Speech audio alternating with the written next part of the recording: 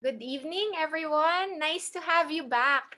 So, welcome po to MedMom Wednesday webinars. I'm your host. I'm Dr. Tippy Tanchanko. I'm a developmental and behavioral pediatrician, and I'm also the director of MedMom Institute for Human Development. So, our Wednesday webinars are our way of reaching out to you and delivering timely and relevant topics in the field of child and adolescent development. So tonight po, maswerte po tayo. May kasama po tayo talagang expert in the field of child and adolescent psychiatry. So let me introduce to you our guest for tonight. She is a practicing child and adolescent psychiatrist from the Medical City, and she is also part of our medical staff at MedMom Institute. She is the director of the Center for Behavioral Health in Medical City and the Public Relations Officer of the Philippine Society for Child and Adolescent Psychiatry. And most importantly po, ang guest po natin ay isang proud mom to two boys, si Gab at si Rafael. So let's welcome Dr. Daryl Calleja. Doc Daryl, good evening. Good evening, Dr. P, and I'd like to say a pleasant evening to all who's joining us on Facebook and all who's joining us through Zoom. Right. Doc Daryl, exciting yung topic natin tonight, di ba? Yung helping Mm-mm. teens cope during COVID-19. So, exciting po siya. So, if you have questions, meron po tayong chat box sa ating Facebook Live ngayon. No? Just Mhm. type in your questions, or if you've joined us through Zoom, use the Q&A button po para makita namin yung mga questions. Just sasagutin po lahat yan ni Doc Daryl maya-maya. Okay, Doc Daryl, excited na kami. Sige, maybe we can start. This is a very relevant topic for everyone. No? Kasi parang itong teen sila yung pinaka nakakalimutan talaga natin, Dr. P, na population. Porket alam natin na mag-internet, may internet lang, mabubuhay na sila eh. Pero it's not actually that simple. That's why this is really a very helpful topic during this very extraordinary Yes. time. Excited ako, Doc Daryl, kasi I have 3 teenagers. So, kailangan Mm. ko talaga yung mga tips mo kasi anong gagawin ko, 'di ba? Parang, okay, lalo na itutuloy pa yata yung ECQ natin or yung modified ECQ, no? Sige, Doc. Oo. Sige. So our topic now is basically helping teens cope during COVID-19. But we have to know first, ano ba talaga yung teen stage? Ano ba yung adolescent stage? So now, parang alam natin, di ba, pag adolescent ka by age 10 years old or sometimes as early as 9, you enter this particular stage wherein ang dami-daming hormonal changes, sobrang gulong stage. Ang sabi nga nila, parang napaka troublesome ng stage na to, stormy. They always describe that as such. It is during the stage that we usually strive for independence, parang gusto natin malaya tayo. They place importance on friendships outside the family. Siguro, Doc TP, siguro yung mga anak mo, napapansin mo, parang ayaw na masyado sumama sa grocery, ayaw manood ng sine with you as much. Correct. Oo, hindi ko gayang dati, 'di ba, na parang okay, nakabuntot sila sa akin. Parang Oo. ngayon, parang, okay, if they had the choice, iba na lang yung gagawin nila, no, or iba yung sasamahan nila. Yes, that's correct. And that's very developmentally appropriate for their age as of this time. It is during this time also na parang self-conscious sila, important na sa kanila kung ano yung itsura nila, kung anong sasabihin ng ibang tao. And also, ito rin yung time na madidiscover nila yung sarili nilang abilities. Correct. In studies, siguro parang mababasa natin na the time of yung teenage years, ito yung nagde-develop yung ating prefrontal cortex. Continuously, rapidly developing as of this stage. And ito yung time na dahil sa prefrontal cortex, di ba Dr. P, we know na ito yung area or place in the brain where we do decision making, planning, lahat ng to na-affect. Kaya very impulsive individuals yung mga adolescents when they go to this stage. Right. And yun yung Doc very Dati, typical. ano bang age group? So sinabi mo kanina pwede mag-start mga 9 or 10. Mga Yes. hanggang anong age ba 'tong adolescent stage na 'to? Sa first, kumbaga parang the early adolescent stage should be around mga 10 to 13. Tapos eventually, yung from 10 to 13, mga nasa 14 to 17, yung parang middle adolescence. Ito yung parang may nagsastart na sila ma-in love, magka-girlfriend. Ito yung height nung kanilang hormonal changes. And then after that, sa late adolescence, mga 17, 18, 19, or it can extend 20 and beyond. Mm-mm. So, yun Okay. yung parang pinaka-stages. But in general, parang meron siya talaga, Doc Tepi, na parang characteristic for this particular stage. And they are a very special population because they have very unique needs. Right. So technically, naka-lockdown pa rin 'to, 'di ba? Kasi hanggang 20 Oo. years old daw yung lockdown natin. So stay at home pa rin lahat talaga ng Yes, that's correct. adolescents natin. Mm. Yes. At kung isipin nyo, parang ang hirap nun sabihin sa adolescent, di ba? Na parang pinipigilan, tapos sa mind nila, nasa bahay lang sila together with their parents. For them, parang hirap nun kasi mapapanood mo sila 24 Oo hours. nga 'no, parang okay, hovering, nandiyan yung mga Oh, yes. oo, sige Doc Daryl. So marami nakaka-relate doon. Now, COVID happened around March 2020. So during this time, 'di ba, nagsabi na parang ECQ, schools were closed, biglang walang pasok, biglang everything was online. A lot of things were parang hindi pinospone, like graduations, wala na, bawal. Mm, Other than that, recognition days, ito yung mga inaabangan din ng parents eh. Kung may award yung anak nila, aakyat sa stage, pero wala na rin. mm. Um, yung teens, around this time, di ba, parang March, April, May, may mga plano na yan, pupunta sa beach, Gimmick, um, oo. o mga ganyan. So mag-get together, alam nila na parang malaya sila dapat sa time na to. But this is not their typical summer. This is not parang their typical end of class experience. Kasi parang nagkaroon tayo ng COVID. And of course, yung pinakamasakit for them is the inability to say goodbye formally to the school year, to their friends. Normally yan, pag matatapos ang school year, magpapasulat yan sa notebook, iba nagpapasulat sa uniform, yung iba, di ba, parang may notes to our friends kasi baka hindi tayo magka-classmate next year, ganyan. So, hindi dumating dun sa process of them ending school. Right, Doc Daryl. Actually, ano nga, yung anak ko nga parang sabi niya, Mom, 6 years ako sa high school, tapos biglang, ay, wala kaming graduation, wala yung ceremony, 'di ba? Parang pinaghirapan nila yun. Ano kaya yung possible effects nito? Kasi 'di ba, like, halimbawa, sabi mo nga important sa kanila na may friends sila. And then, all of a sudden, walang goodbye, hindi na nila Mm-mm. ma-hug, or hindi nila makita. May effects ba to sa kanila, Doc Daryl? Yes, kasi it makes them more socially isolated. Ito yung parang hinahanap nila at this developmental stage. Siguro for the younger ones, they like it more kasi they're with their family, they're with their parents, parang alaga sila, mas maraming attention because they're there. Pero for the teens, parang it's mahirap kasi parang nag-e-explore siya outside the family eh. And hindi nabibigay sa kanya yung opportunity to do that, or it limits that as of this time. Right. May long-term effects ba yan, Doc Daryl? Kapag hindi siya na-address or kung hindi natin siya tutulungan during this developmental stage, pwede siyang mag-lead into anxiety, into depression. But maybe at this time, baka kailangan we should stop pathologizing symptoms first. Kasi lahat naman tayo coping eh. Parang 'Di ba, extra. anxious, anxiety Oo, nandiyan oo. yun. As adults, nandiyan yan. So, ano pa Mm-mm. kaya 'tong mga teenagers natin, 'no? Yes, and these are very extraordinary times. Right. Now, it's really important, like what I said, na to help them cope during this very difficult time. So, yun yung pag-uusapan natin ngayon. Paano ba natin sila tutulungan? Kung special population sila, anong pwede natin gawin? Right. Sige, Now, first, excited kami sa tips mo. Ayan. So, yung una natin, Dr. P, would be to acknowledge our feelings. Kasi yun naman yung pinaka-first step with everything. To be able to cope, to know how you would cope in a situation, kailangan ma-acknowledge mo ano ba yung nararamdaman mo ngayon. Mm. And kahit tayo, di ba, we feel like really anxious kasi walang kasiguraduhan eh. Guidelines change by the day. Hindi mo alam kung ano ba yung modified ECQ, GCQ. So parang ang hirap ang hirap niyang i-absorb even for us adults. So lalo na for the teens. Right. They get frustrated, like may mga hindi natutuloy. I've talked to several teens and sinasabi nila sa akin parang, siguro Dok, baka by May 15, magkikita-kita kami. So parang hindi masyadong ano yung expectations nila. So dapat ma-level din yung expectations nila. And kapag ka kasi mataas masyado yung in-expect nila na pwedeng mangyari, they get to be really frustrated.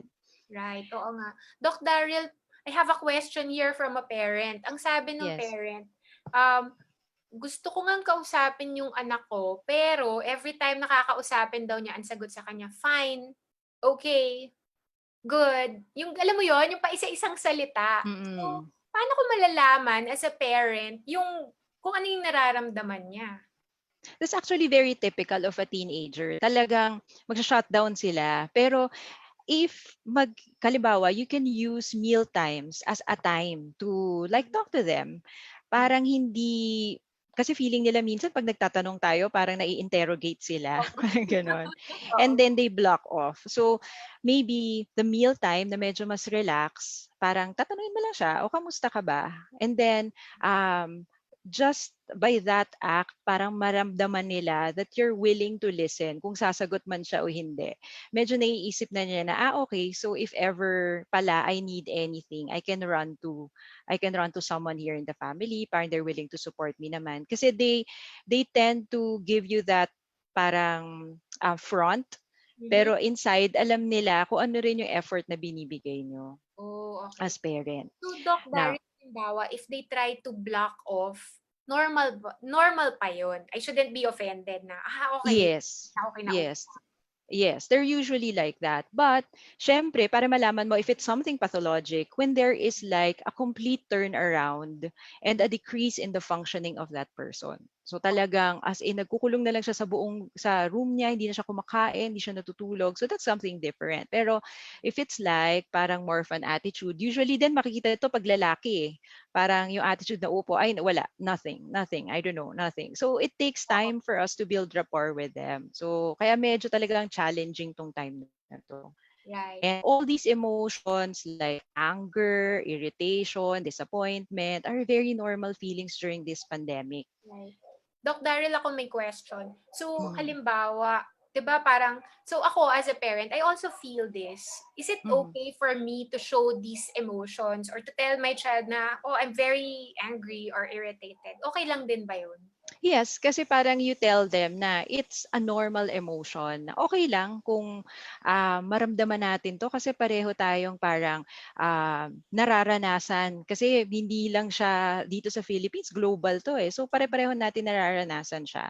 Telling them that you're actually feeling this as of this time means na parang, okay lang pala na medyo Mhm. anxious din ako, parang gano'n. Right. But of course, helping them na i-battle din yung anxiety na yon, yung anxious feeling na yon, yun siguro yung important din. Okay. Sige. Okay, so these are all the feelings that we can or normally experience during a pandemic. Now, other than acknowledging our feelings, Doc TP, maganda rin na siguro, di ba, na-mention natin, pandemic siya, hindi natin alam, everything changes, we get to be anxious. Marami tayong hindi kayang i-control at nakaka-anxious if we focus on that.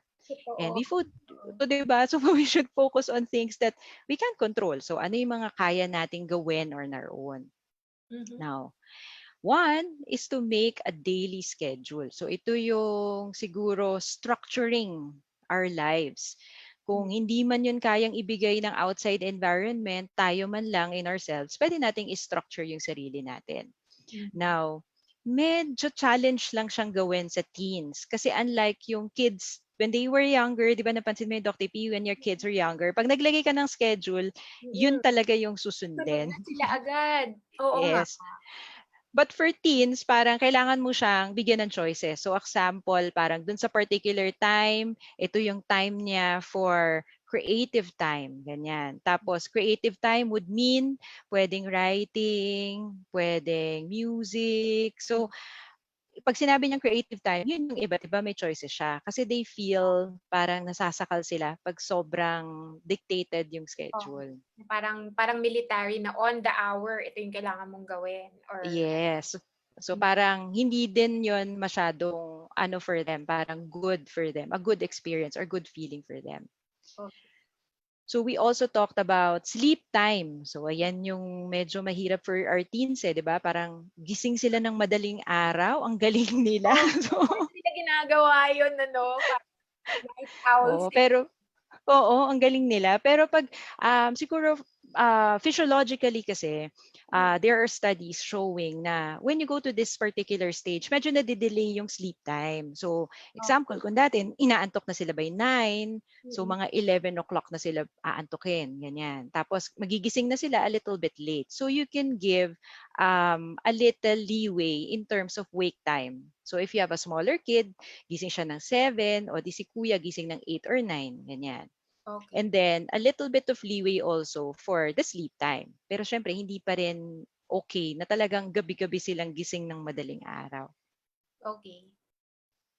And meals. So, dapat kasama yung meals dun sa kanyang schedule kasi these are the times na magkakasama. Kung if the parents are working, minsan parang, lalo kung frontliner ang parent, nasa hospital, kahit yung dinner maybe na magkakasama, Mm. it's good na pwedeng i-open yung time na yun for conversations. Right. So parang may house rules din, Doc Daryl. Will that Yes. still work ba for teens? Kasi 'di ba when they were younger, parang okay, house rules and then ito yung susundan natin, ganyan. Mm. So okay din ba 'yon na kahit na teenager na sila, may house rules pa rin?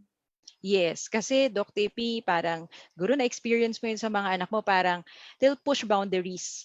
So pag sinabi mong 10, ang galing nilang mag-negotiate eh. Pag sinabi mong 10, it's gonna be 12, parang ganun siya. So kailangan mo i-brace yung sarili mo to like set those boundaries too. Pero for them to follow the schedule, kung dati ikaw lang yung gagawa, it would be good na you do it with them Okay. para alam niya, kasi if he's part of that schedule gumawa, mas kaya niya yung sundan. Right. So parang may accountability na rin ano? Yes, kasi siya yung nag-decide na gano'n. Mm. And then, other than the meals, yung like what I said, the creative time or alone time, it's Yeah. important for them to be having that time away from, kumbaga, with the family. Kailangan may sarili din siyang time to reflect, to write, to do the things that he wants on his own, to have his personal space. Okay.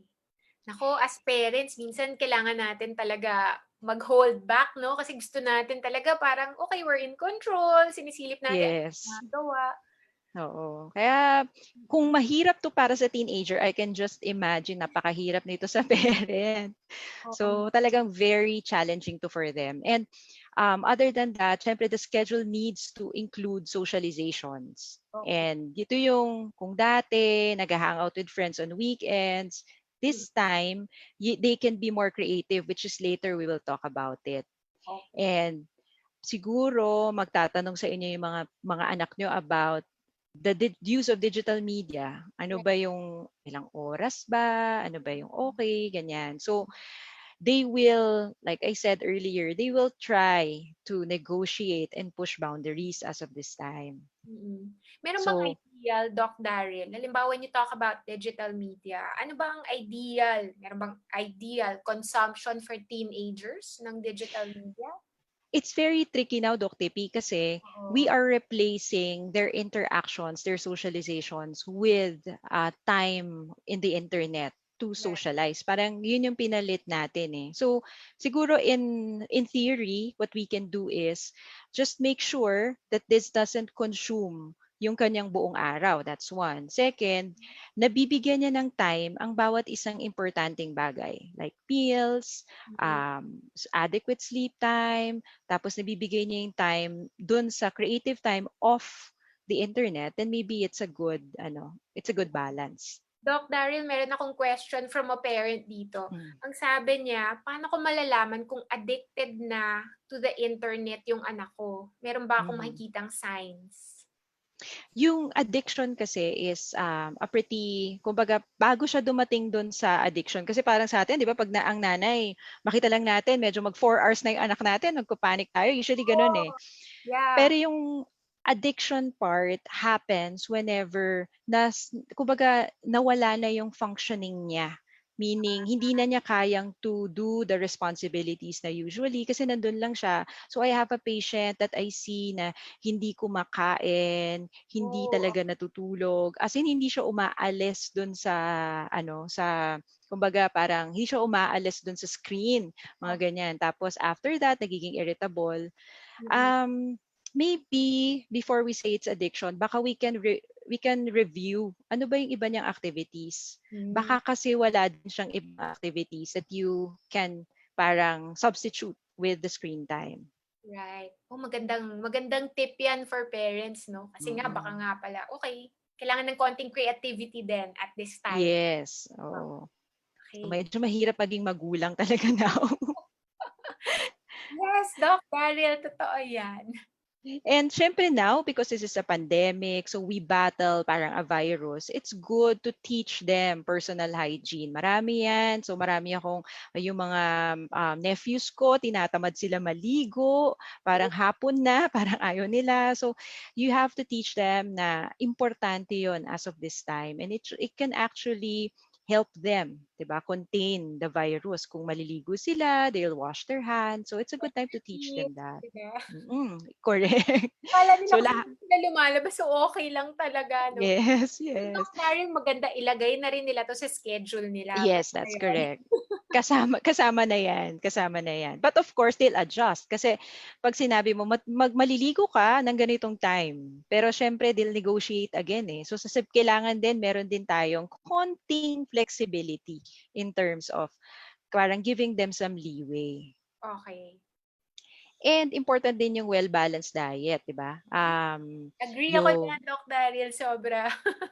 Lalo na ngayon, marami tayong time to cook. Wala tayong masyadong mabibilang fast food. So, it's a good time to prepare meals for our teens Yes, na used to fast food, to chips, so lahat, 'di ba, Doc?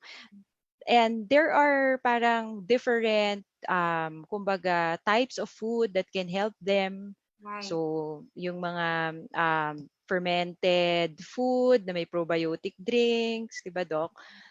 Oo, So these have been proven to improve gut bacteria and eventually help in the mood.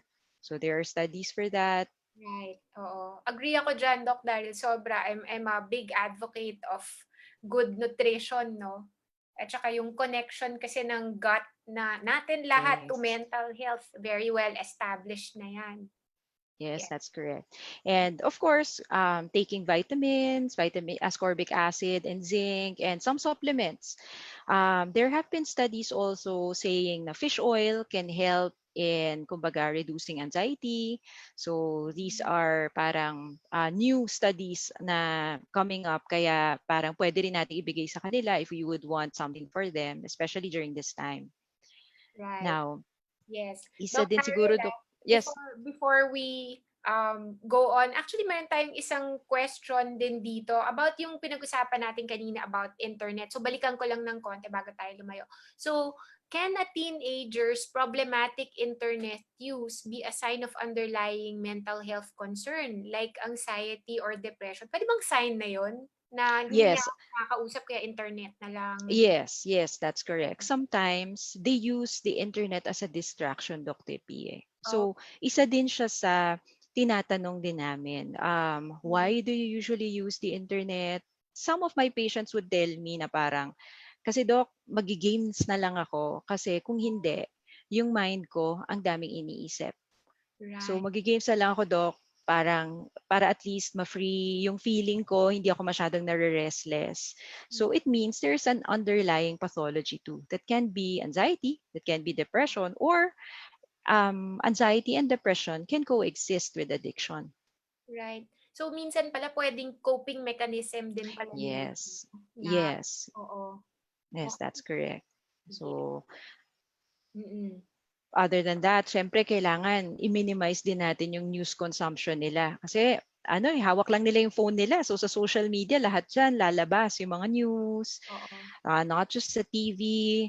So lahat ng yan makukuha nila. But as parents, maybe we can guide them on saan sila pwedeng makakuha ng reliable information. Parang saan nila pwedeng kunin. So we have the Center for Disease Control, CDC, we have our own DOH, and the World Health Organization. So sites na yon na pwede nilang tingnan. And as parents, syempre dapat magbabasa din tayo kasi pag may hindi sila Oo. naiintindihan, tatanungin din nila tayo. Tama.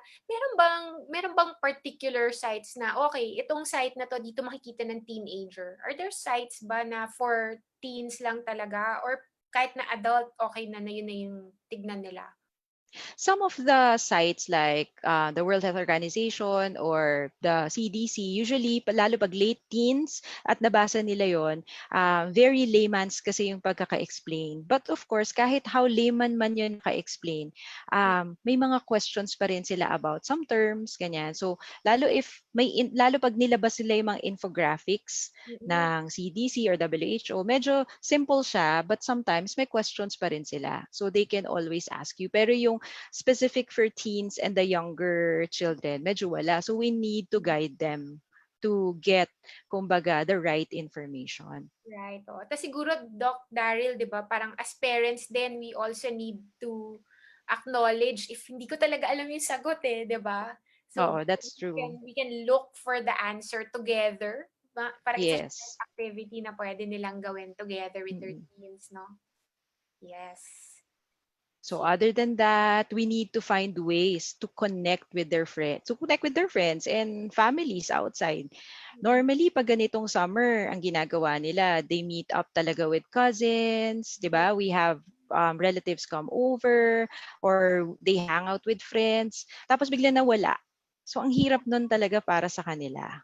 Right. And they're like really affected because of that. Now, kailangan natin silang tulungan to find ways to reconnect. Right. Doc Daryl, anong mangyayari if halimbawa wala silang way of having this reconnection? So halimbawa, ang hina-hina talaga ng internet Mm. natin. May effects ba yun sa adolescents natin? Yun yung parang bad effects nung pandemic to them. Parang they feel more isolated.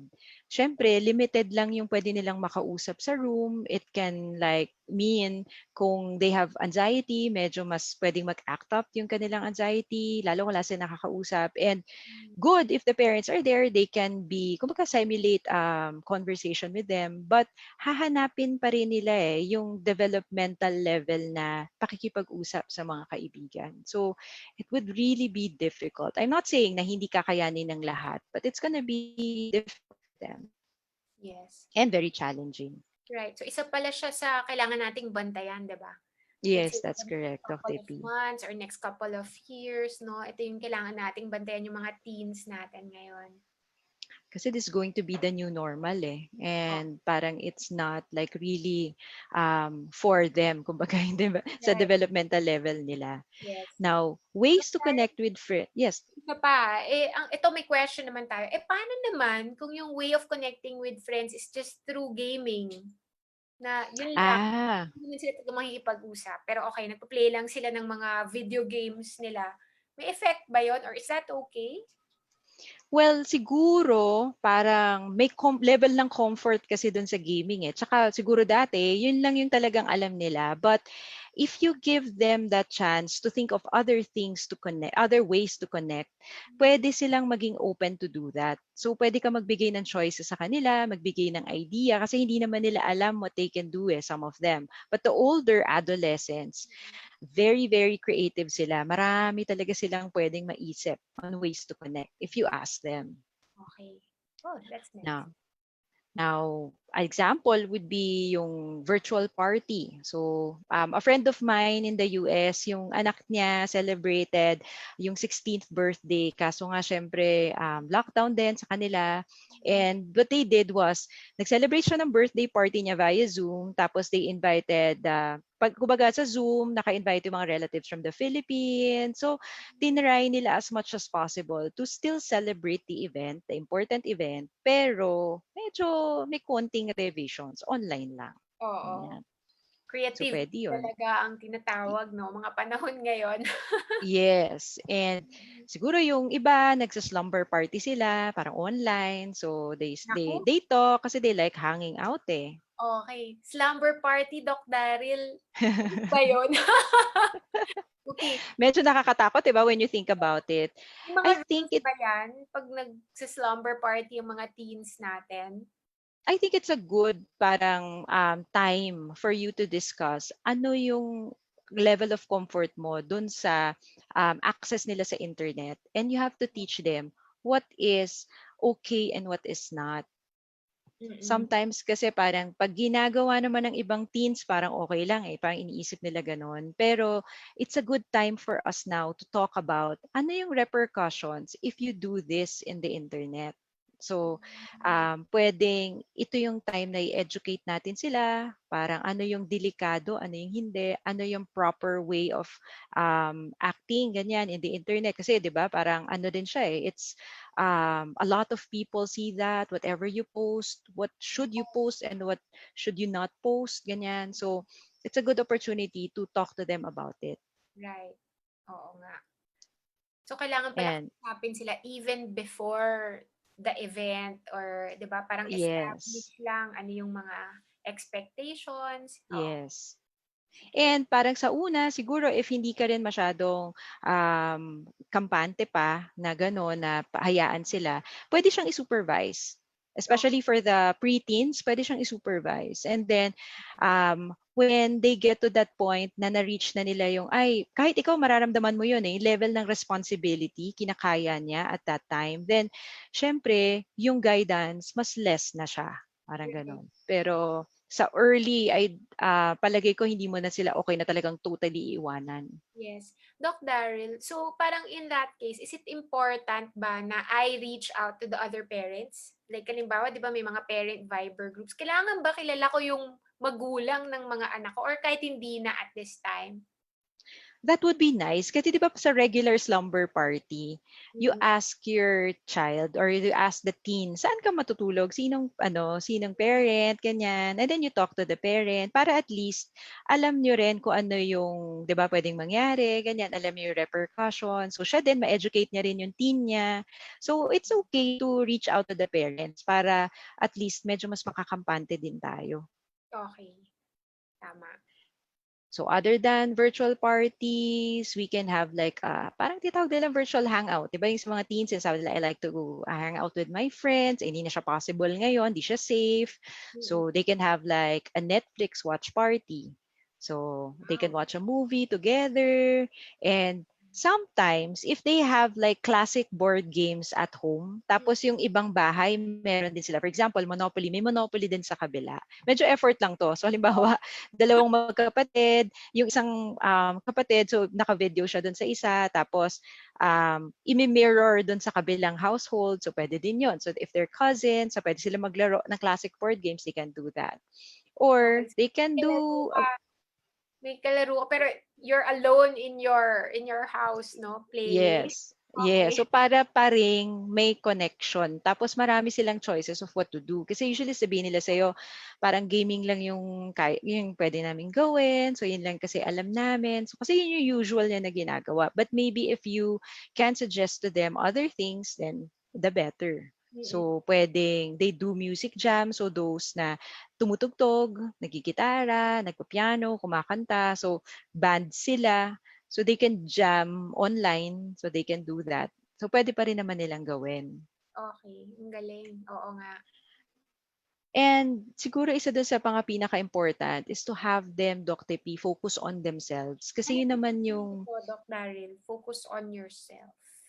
at the end of the day, syempre, amidst all parang the kaguluhan outside, ang Mm, makakatulong lang talaga sa kanila is sarili nila, because inside it's an inner battle eh, 'di ba? Parang it's something really psychological, and if mm, you focus on yourself, mas matutulungan talaga mo yung sarili mo to cope.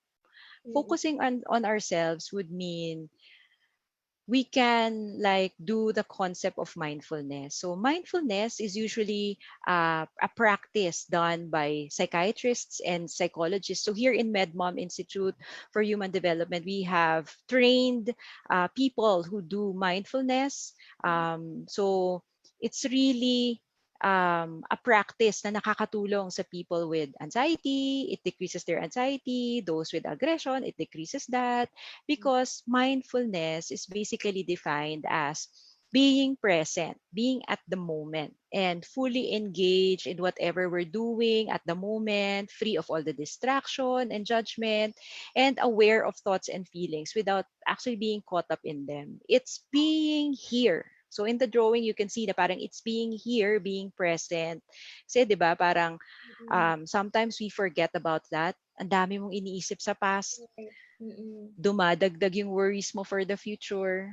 And Mm-mm. the current pandemic can actually increase your worries for the future. True. And you fail to relax yourself because you're not able to focus on the present. Right. That's basically the concept of mindfulness. Meron ba yang parang prescription na, okay, how often should I parang engage in mindfulness during the day? Or meron bang parang prescription for that, Doc Daryl?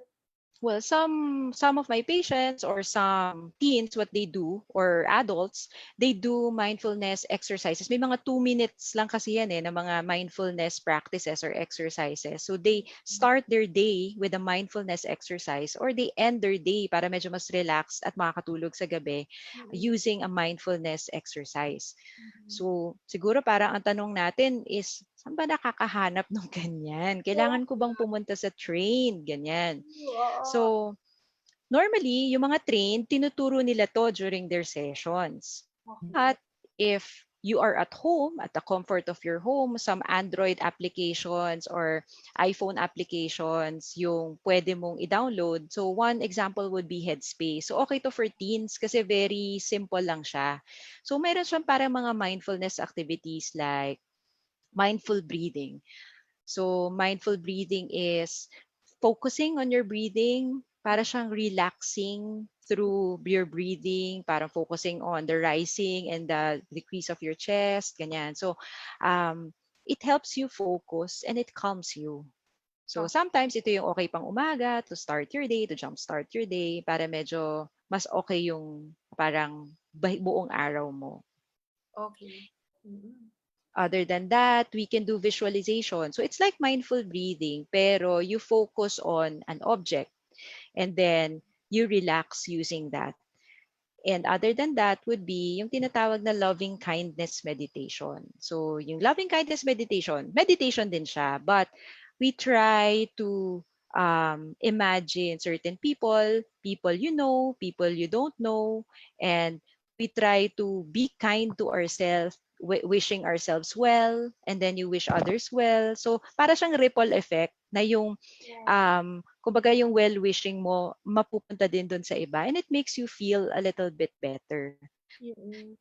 Hirap siya puro in concept kung wala kang susundan, pero different applications, kahit sa YouTube there are available videos to do meditations. So it's either morning, gabi, or in between your day. So it's going to be helpful to parang to study it pa rin, no, Doc Daryl? Yes. Is it important na parents try it out themselves muna? Or pwedeng, o sige, Yes. papak na to sa'yo, kaya mo na yan. Yun yung isang experience ng patient ko. Parang ginawa ng mom niya, tinry niya. Tinry niya yung parang iba't ibang app, kung ano Oh, yung parang okay sa kanya. So, yung anak niya, nire-recommenda na lang niya. Uy, mukhang okay to, ganyan. Uy, yung YouTube link na to, medyo okay to if you'd like, ganyan. Pero it's a matter of preference kasi what you might like might not be something that your child might like. So, pwede mo siyang bigyan ng options. Tapos, pipili na lang siya there. So, at mm, least may idea na siya. right, oo. Okay. So, mindfulness activities and doing activities that they enjoy. So, like reading a book, kung mahilig sila magbasa, kung Right. marami na silang na-hoard na book before, ngayon yung best time na basahin na nila. Oo nga. And kung mahilig sila kumain, maybe it's a Oo. good time for them to like learn how to cook. Oh. So yung Oo. iba, Wala like, pang delivery ngayon, 'di ba, Doc Daryl? oo. So kung nagke-crave sila for like kahit pizza parang kung nagke-crave sila for pizza, 'pag sila yung gumawa ng pizza, parang better din kasi parang naaano rin sila, parang tumataas din yung self-esteem nila lalo 'pag masarap yung ginawa nila. So that's Paano good. kung hindi masarap? They can always try. Try again. Yeah, so that's our role as parents. We Mm, tell them that it's always good to try again, Dr. P. okey. Paano kung hindi masarap? Sasabihin ko masarap pa rin kahit hindi nila. You can always tell them na sige baka ito yung kulang, maybe the next time that you cook it, ganyan. So para medyo i-try na ng i-try hanggang sa ma-okay siya, Okey, so ganyan. kailangan honest pa rin tayo as parents. Yes. Kasi baka mamaya akala niya ang sarap ano, tapos binigay niya sa mga friends niya tapos hindi pala. So Oo nga. medyo mawawalan tayo ng credibility doon. Okey, oo. And it's good if they would learn a new skill or hobby. So some of the teens nung mga iba kong friends, what they do sa YouTube, kung merong ukulele or merong gitara yung kuya nila or ate nila, they use that. And then sa YouTube lang sila nag-aaral. So kung galing parang kahit sa YouTube kaya nila, they don't go to formal classes. Oh, okey. So Actually, ang daming mga free courses nga ngayon, 'di ba, Doc Daryl? yes, ang dami. So talagang ino-open din nila yung environment natin, ino-open din para sa mga teens. Pipili na lang talaga sila at titingnan nila yung choices. Right. Doc Daryl, meron tayong question dito from our viewers. So sabi, "Hi Mm. Doc Daryl, any advice you can give if the teen has easy access to a lot of information and now becomes so affected by world events and thinks of things Mm. negatively?" So ito, ang dami kasi ngang information na nagagather sa web or sa social media. Oo.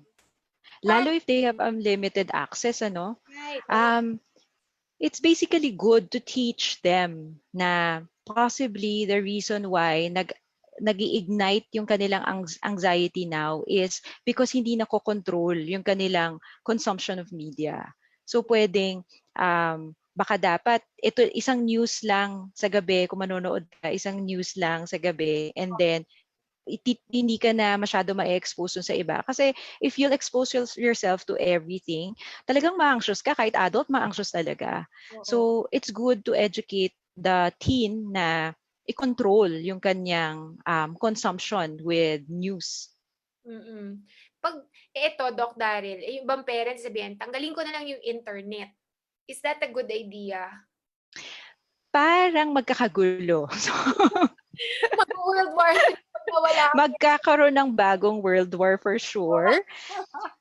Kasi parang like what I said, isa-strive nila yung independence nila as of this time. They'll push boundaries, still negotiate. And if you just turn off the internet, parang it tells them na you're not there to hear them out. Oh, Maybe ang maganda is to have yourself also negotiate and educate them as well. So mm, kung may access ka, parang ganon, so ito din yung responsibilities nito.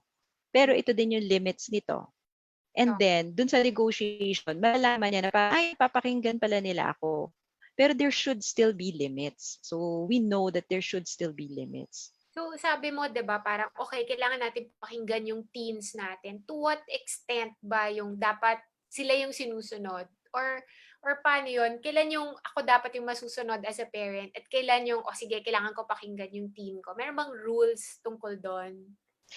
Actually, lahat ng rules, iko-question nila eh. Parang, ultimo yung parang sobrang simple rules ng pagkain, lahat yan pwede nilang i-question. Pero, siguro, there are rules na parang non-negotiable for you.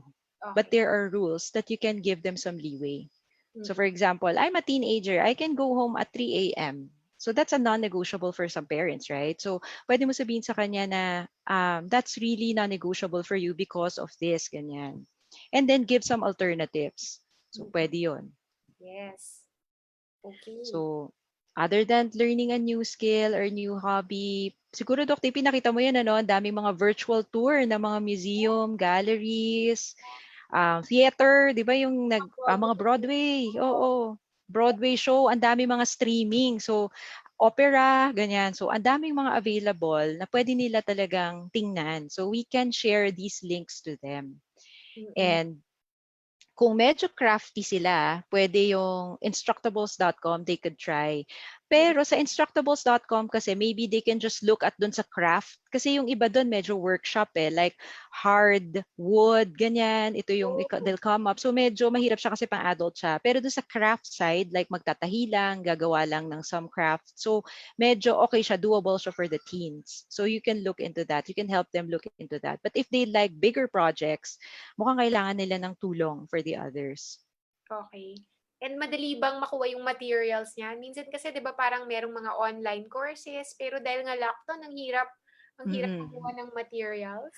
Some of the materials that they use here are found in the house. So kumbaga parang makikita naman natin sa atin. Or if mga hindi, tas gusto talaga nila, may mga delivery ano na ngayon. In Oh, fairness, I discovered may mga delivery na ng mga school supplies and everything. So if may needed sila, pwede lang natin silang tulungan to list them out and to kumbaga buy for them to help them. sige. And other than that, we have yung Teen Ink. Kung mahilig silang magsulat, they do poetry, they do parang short stories. This site is parang for teens siya eh. Lahat ng mga nakalagay dito, lahat ng mga nakukuha nila na submissions are all from teens. So walang adults na nagsusulat dito. Walang They adult. just Yes, they just publish it. Pinipili lang nila from the submissions, pero lahat nun, ang requirement dapat teen. So they can read, they can have access dun sa mga ginagawang short stories ng iba, ginagawang poetry ng iba, or they can submit their own Mm, na nagawa na art nila mm, for this there. yes. So other than that, they can participate in activities that give them a sense of purpose. So example, Dr. P, di ba siguro narinig nyo yon yung mga families na gumagawa ng mga face shields para sa mga frontliners. So I think this family was featured in Smart Parenting. Yung may 3D printer si daddy, tapos gumawa sila lahat ng face shield, tulong-tulong sila. Mm, Or what they can do would be ask activities in the church. So some of my teens na nakikita ko na patients ko, what they do, sa church nila may mga activities na online. So they participate there, ganyan. So mm, at least may sense ng purpose. They feel right. better about it. Or as simple as helping their lolo navigate Zoom. Kasi syempre, si lolo also wants to talk to his or her friends. So helping lolo navigate Zoom. So as simple as that kasi it gives them a sense of purpose. Oo nga. At kailangan din 'yan ng mga elders natin, 'di ba? Kasi Yes. parang, okay, lahat is online, lahat is virtual, and Yes. ah, So if they can organize a lola and lolo party there in via Zoom, baka 'di ba, para pakita nila uplifted yung lolo nila, that's a nice feeling din talaga. So there's some sense of oo, purpose there. right, So oo. Doc, at the Daryl, end, yes. bago tayo mag-self-care 'no, so meron tayong question from our viewer. What are your Mm, thoughts naman about teens shifting to homeschooling? Kasi 'di ba we were talking about online learning. Meron ka bang mm. thoughts about shifting to homeschooling, and how do we prepare for that? How do we prepare ourselves? How do we prepare our teenagers if we plan to homeschool? Kasi nakakatakot pa mag-school, 'di Mm. ba? Tas 'yun, oo. Yung homeschool kasi, Doc Tepi, yung alam natin na homeschool is basically that's the whole year. Parang kailangan ng commitment eh. It's not just yung kid yung magko-commit, but someone needs to commit to be the teacher of that child. Right, oo. Minsan, mahirap din kasi siya for the parent. Kasi lalo kung working parent, mahirap siya. Tapos, i-homeschool mo yung child. It entails a lot of effort. And we have to remember also yung mental health ng mom at saka ng dad. Mm, Um, Siguro it's really hard to decide if you'd like to homeschool kasi kailangan mo nga ng big commitment there. But mukhang ang magiging trend in schools now would be for the first semester, trimester, or first part of the school year, it's going to be online. So it's going to be like homeschooling your child talaga. mm. So all available talaga would be online for the first few months of school. So Oo. yun yung May parang tips ka ba diyan? napagkasunduan na. May tips ka ba diyan, Doc Daryl? Kasi how can I make my child successful kung yung first quarter, first trimester nila is online, and it's the first time na it's gonna Yes. happen for a lot of our teens, 'di ba? That's true. It's Yes. gonna be like really adjusting. But what I think we can do would be to simulate the parang yung pumapasok din sila sa school, yung oras ng aral. So example, 9 hanggang 4, yun yung time nila for school. May break na lunch time, may break na snack time. Para maganda siyang i-simulate kasi at least magkakaroon ng structure. Kasi kung walang structure, parang gabi na sila mag-aaral, gabi na nila gagawin yung requirements nila, parang ganon. So, pwede natin silang tulungan in structuring. Pag gumawa ka ng schedule, sasama mo na yung time na parang study time, school day, parang ganon. So, kailangan maligo sila talaga, no? Yes, maganda yon. Actually, Doc TV, maganda yon sa mga recommendation. Maligo ka ng maaga para school will start. So it's not gonna be as big as an adjustment when they do actual school. Oo. Okay. So, ligo pa rin, mag-toothbrush, magsuot ng uniform, or Yes. uniform nila. Oo. Yeah. So we have to simulate how school is. So ganun siya gagawin natin. So bago to eh. Sa totoo lang, bago to for everyone. Oo. Wala pa talagang nakikreate ng mga rules, only tips, only suggestions. Pero this is going to be an adjustment not just for the teens, but for the parents as well, especially those who are working. Yes. Kinakabahan na nga ako, Doc Daryl. Oo, 3 sila, Doc Tepi, so nakakatakot. Oo nga. Right. So at the end of the day, it's just remembering to do self-care. So siguro napansin niyo parang lahat about focusing on ourselves, doing mindfulness, kasi it's ourselves na talaga makakatulong na tayo yung mismong iisip ng ways of coping. Maraming mga suggestions, pero tayo pa rin yung mag-iisip, alin doon will work for us.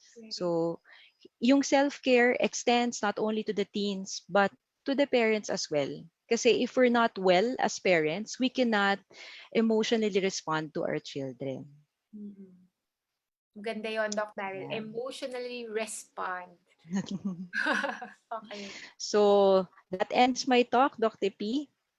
Yes, Are there Doc Daryl, maraming salamat. No, we actually had a lot of questions. May isa pa akong question dito, ang tinatanong, paano naman yung exercise? Kasi daw, parang ang hirap ngayon, halimbawa, yung teens daw hindi makalabas ng bahay nila. Totoo. Important ba na parang, okay, sama pa rin natin sa schedule nila, pipilitin ko ba sila mag-exercise?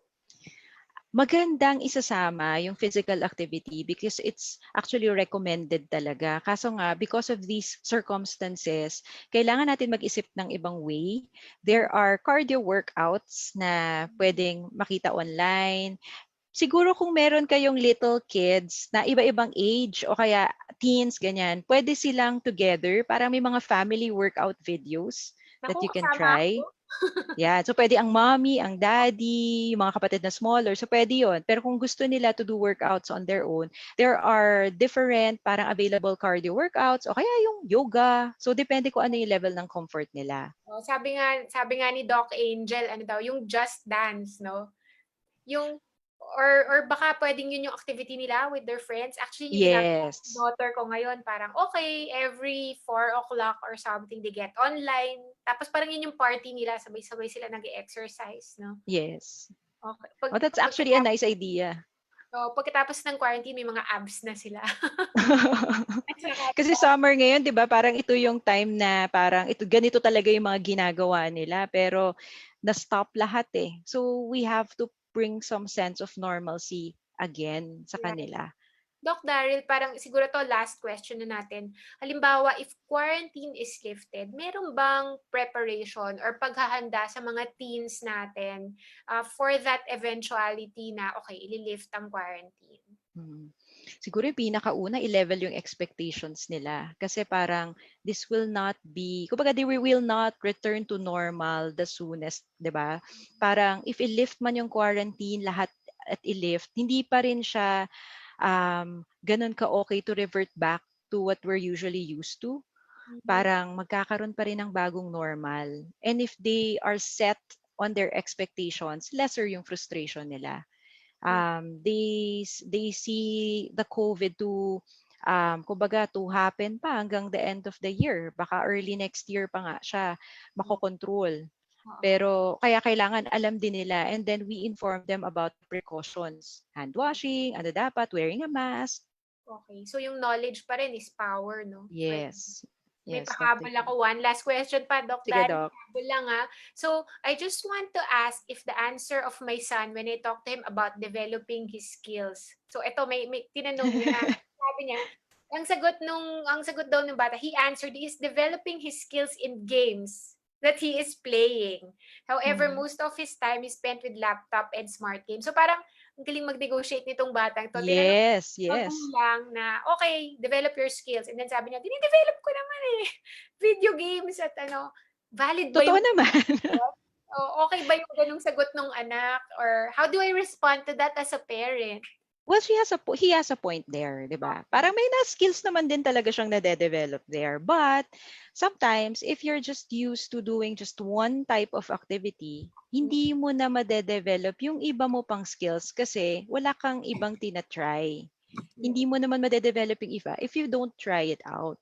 So they can like suggest na maybe you'd like to try other things. If hindi mo siya magustuhan, okay, let's look for another thing. Kasi parang ito lang din yung focus mo as of this time. Maybe there are others na pwede mong magustuhan in the future. Right. So parang encouraging them, no, to go out of their Yes. comfort zone. Okay.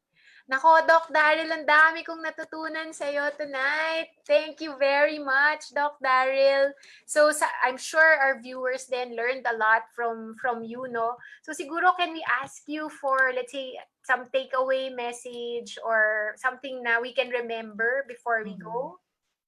Well, I'd like to tell everyone, remind them na teens are a very special population na meron talaga siyang needs na very distinct of that developmental stage. And kung mahirap ito para sa atin, you can just imagine, mas mahirap ito sa kanila in this stormy stage of adolescence. That's why they would need our guidance. They would need all our support. So that's just what I'd like to share with everyone. Thank you, Doc Daryl. We Thank you will also. remember that. Oo, we will be mindful and remember your message to all of us. So, we learned a lot from you. Maraming salamat. And to our audience, to our viewers in Zoom and in FB, thank you for joining us tonight. So again, this is Dr. Tepitan Chanko. So, ingat po tayong lahat and God bless. Thank you, everyone.